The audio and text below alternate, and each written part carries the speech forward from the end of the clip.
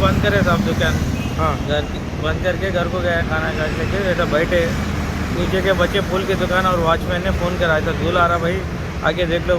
तो जब तक उन्होंने पॉकेट से पानी मार रहा तो फिर भी वो कम नहीं हुआ।